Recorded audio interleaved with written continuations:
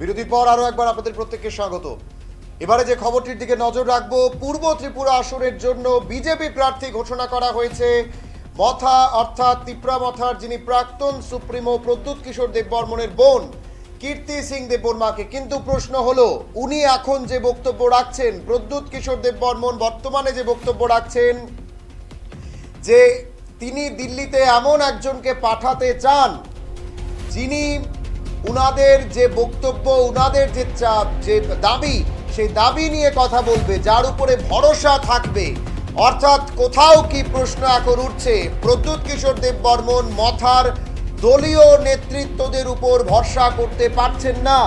মথার দলীয় নেতৃত্বদের মধ্যে ক্ষোভের হাওয়া দেখা দিচ্ছে প্রদ্যুৎ কিশোর দেববর্মনের এই দাবিগুলোকে কেন্দ্র করে। প্রদ্যুৎ কিশোরের দাবি দিল্লিতে নিজের লোক পাঠাতে হবে। নিজের লোক বলতে কি শুধুমাত্র তিনি নিজের পরিবারের লোক বোঝেন? প্রকারান্তরে Pradyut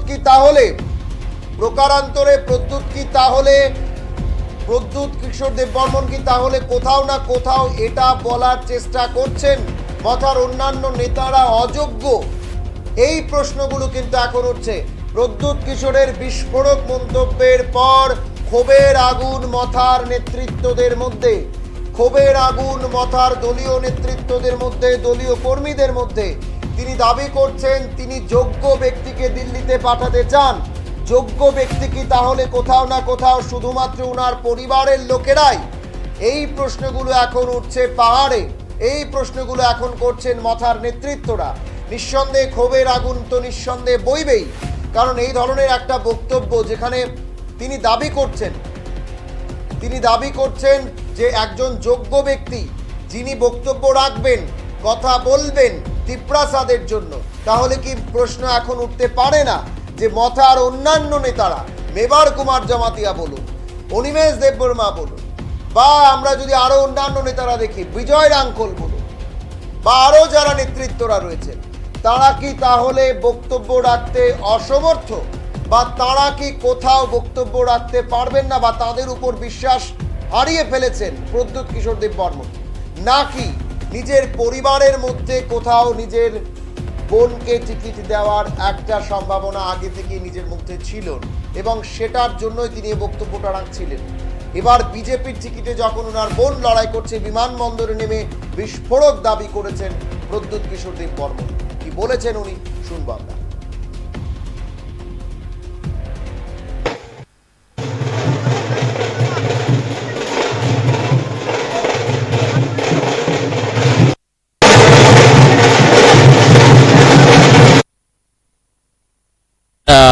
A candidate which was from our side, my sister has been chosen to represent, because मैं नहीं चाहता हूँ कि दिल्ली में अग्रीमेंट में कोई रोड ब्लॉक्स आए। लॉजिकली ये अग्रीमेंट को अगर दिल्ली में हमें इम्प्लीमेंट करना है तो एक सही आदमी को जाना था, एक सही व्यक्ति को जाना था। और तिप्रा मोथा एंड बीजेपी ने डिस्कशन के बाद हमने एग्री किया है कि he will be the best candidate, जो हमारा सोल्यूशन को एक कॉन्स्टिट्यूशनली एक फ्रेमवर्क के अंदर, एक टाइम फ्रेम के अंदर हमें सॉल्व कराने के लिए एक चांस दे। इसके लिए अरे दोस्त people who are targeting, let them target. मैंने क्या कहा था कि मैं अपने लोगों के साथ पॉलिटिक्स नहीं करूंगा, मैं उनके साथ पॉलिटिक्स करूंगा जिसने मेरे संग पॉलिटिक्स किया। मैं उनको रुलाऊंगा जिसने मुझे रुलाया था।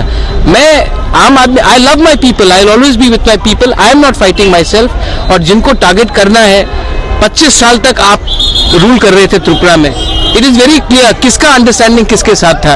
आज कौन किसके संग अलायंस में जा रहा है ये तो हमें पहले से मालूम पड़ गया, और कौन एक दूसरे के खिलाफ फाइट करता था, लेकिन एक ही सरकार जीती थी त्रिपुरा में। सो वो छोड़ दीजिए, दे आर नॉट इम्पोर्टेंट। पूरे इंडिया में ये लोग हार रहे हैं, तो यहाँ में भी कोई चांस ही नहीं है इनका कोई जीत के आने के लिए, कोई चांस ही नहीं है। I don't think we should give them too much importance. हमने थोड़े दिन पहले एक ऐतिहासिक अकॉर्ड साइन किया है, and it is very important that agreements पहले भी हुए हैं लेकिन इम्प्लीमेंटेशन में प्रॉब्लम हुआ है।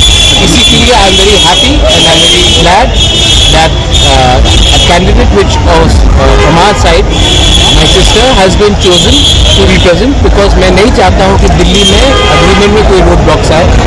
लॉजिकली ये एग्रीमेंट को अगर दिल्ली में हमें इम्प्लीमेंट करना है तो एक सही आदमी को जाना था, एक सही व्यक्ति को जाना था, और तिपरा मोथा एंड बीजेपी ने डिस्कशन के बाद हमने एग्री किया है कि she would be the best candidate जो हमारा सोल्यूशन को एक कॉन्स्टिट्यूशनली एक फ्रेमवर्क के अंदर, एक टाइम फ्रेम के अंदर हमें सॉल्व कराने के लिए एक chance. Those who are targeting you personally, what will be your message to them? अरे those people who are targeting, let them target। मैंने क्या कहा था कि मैं अपने लोगों के साथ पॉलिटिक्स नहीं करूंगा, मैं उनके साथ पॉलिटिक्स करूंगा जिसने मेरे संग पॉलिटिक्स किया। मैं उनको रुलाऊंगा जिसने मुझे रुलाया था। मैं आम आदमी, I love my people, I always.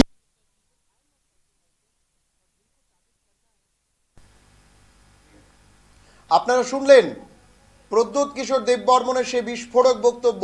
একদিকে তিনি বলছেন তিনি যোগ্য প্রার্থী যোগ্য ব্যক্তিকে দিল্লিতে পাঠাতে চান যাতে তিপ্রাসাদের কথা বলতে পারেন তিনি, কিন্তু প্রশ্ন হচ্ছে তিপ্রাসাদের কথা কি মেবার কুমার জমাতিয়া বলতে পারেন না বা বিজয় রাঙ্কলরা বলতে পারেন না? কেন এই ধরনের বক্তব্য তিনি রাখছেন তা নিয়ে কিন্তু এখন ক্ষোভের আগুন বইছে গোটা মথা দলের মধ্যে। মথার একাধিক জায়গা থেকে একাধিক বিক্ষুব্ধ বিধায়করাও বক্তব্য রাখছেন। তারা বলছেন এই অ্যাকর্ডে কি রয়েছে, অ্যাকর্ড কেন করা হলো, কি লাভ হলো এই অ্যাকর্ডে। একাধিক বক্তব্য কিন্তু বিধায়কদের তরফ থেকেও করা হচ্ছে। কিন্তু প্রশ্ন হচ্ছে লোকসভায় যখন পূর্ব ত্রিপুরায় বিজেপি প্রার্থী প্রদ্যুৎ কিশোর দেববর্মনের বোনকে করা হলো, তারপর প্রদ্যুৎ কিশোর দেববর্মনের এই বক্তব্য এবং প্রত্যেক কিছুর পরেই একটা বিষয় কি কোথাও ইঙ্গিত হচ্ছে পরিবারতন্ত্রের দৃষ্টান্ত স্থাপন করছেন প্রদ্যুৎ কিশোর দেববর্মন। প্রশ্ন কিন্তু থাকছে। এখন সময় ছোট্ট একটা বিজ্ঞাপন বিরতির, সঙ্গে থাকুন। শ্রীলক্ষ্মী গ্রুপ অফ ইনস্টিটিউশনসের পক্ষ থেকে মাধ্যমিক ও উচ্চ মাধ্যমিক পরীক্ষার্থীদের জানাই অনেক শুভেচ্ছা ও অভিনন্দন। জীবন গড়ার পথে এই পরীক্ষা হয়ে উঠুক অন্যতম নির্ণায়ক ও ইতিবাচক একটি প্রক্রিয়া। শুভেচ্ছান্তে শ্রীলক্ষ্মী গ্রুপ অফ ইনস্টিটিউশনস, যোগাযোগ 9066776746।